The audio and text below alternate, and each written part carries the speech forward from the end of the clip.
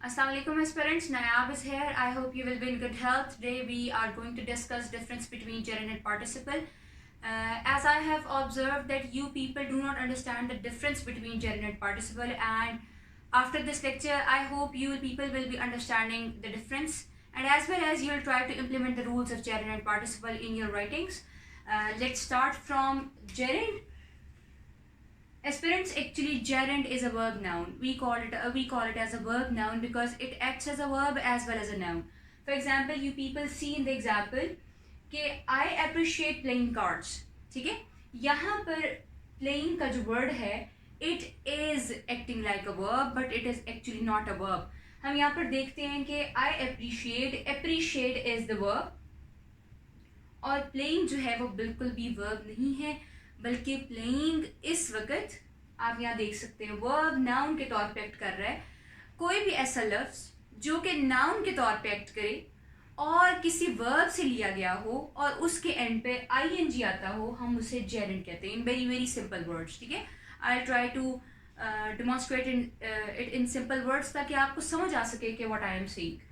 Gerund is the word that acts as verb as well as noun. ठीक है, यहाँ पर देखो कि अप्रिशिएट वर्ब है और प्लेइंग वर्ब नहीं है.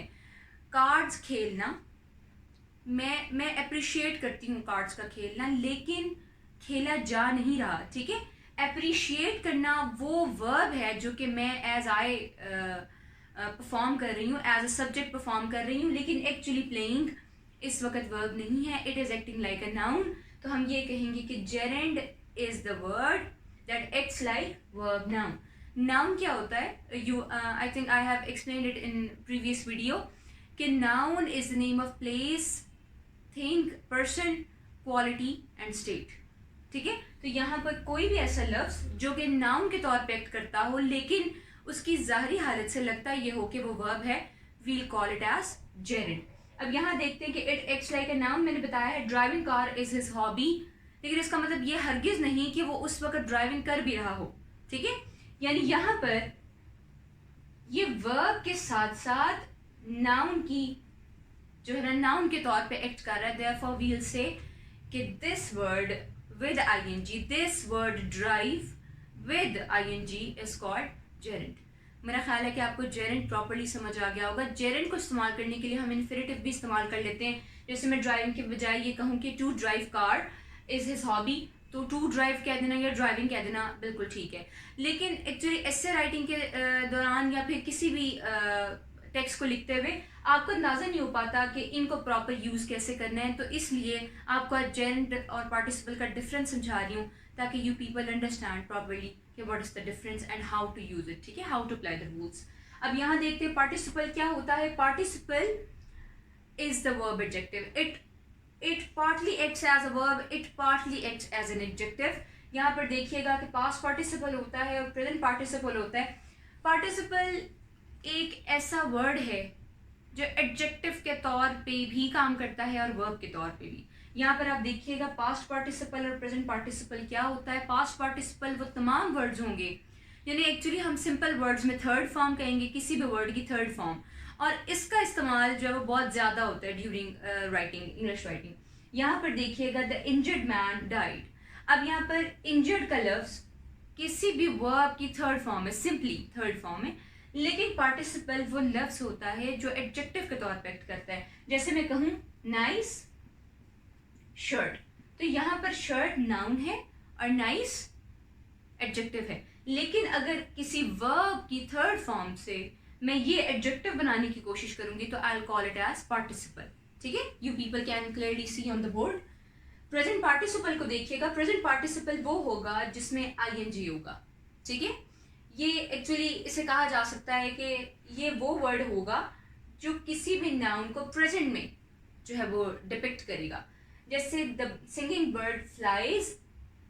अब यहाँ पर देखें कि बर्ड जो है वो नाउन है और जो चीज़ नाउन को क्वालिफाई करे हम उसे एडजेक्टिव कहते हैं. तो यहाँ पर सिंगिंग का लफ्ज़ आईएनजी के एडिशन से, सिंग जो है वो वर्ब है, आईएनजी के एडिशन से ये सिंगिंग हो गया. The singing bird flies. Singing यहाँ पर कोई वर्ब नहीं है, इसे हम कहेंगे पार्टिसिपल. मैं फिर से इन दोनों के डिफरेंस को एक्सप्लेन करती हूँ ताकि आप क्लियर हो जाए। बोर्ड पे देखिए, gerund is the word that acts as a verb and as a noun। यहाँ पर देखिएगा, आई अप्रिशिएट प्लेइंग कार्ड्स या driving car is his hobby या कोई भी reading books is my hobby या कोई भी आप ऐसा लफ्ज बोलें जिसमें आपको लगे कि ING का एडिशन हो रहा है किसी वर्ब के साथ। ये देखें, ING का एडिशन हो रहा है किसी वर्ब के साथ, तो हम उसे gerund कहेंगे, ठीक है। और gerund को लिखने का दूसरा तरीका ये होता है कि हम इन्फिनेटिव इस्तेमाल कर लें, यानी मैं रीडिंग के बजाय टू रीड कह लूँ तो हम कहीं भी इसे रिप्लेस कर लेंगे, इस वर्ड को कहीं पे भी रिप्लेस कर सकते हैं। सिमिलरली यहाँ पर भी देखिएगा, कोई वर्ब परफॉर्म नहीं हो रहा। ड्राइविंग कार की ड्राइविंग करना उसकी हॉबी है, लेकिन इस वक्त इस सेंटेंस में ये एक्शन परफॉर्म नहीं हो रहा, इसलिए हम इसे कहेंगे gerund, it is acting as a noun. यहाँ पर देखिएगा, participle is partly verb and partly adjective. जहाँ भी एडजेक्टिव आप पुट करते हैं, अगर आप वहाँ कोई वर्ब के साथ कोई एडजेक्टिव बनाना चाहें तो आप उसकी थर्ड फॉर्म लगाएं, जिसे हम पास्ट पार्टिसिपल कहेंगे, वरना ING के साथ आप नाउन के साथ आप कोई भी वर्ब ING के एडिशन के साथ पुट करेंगे तो हम उसे प्रेजेंट पार्टिसिपल कहेंगे।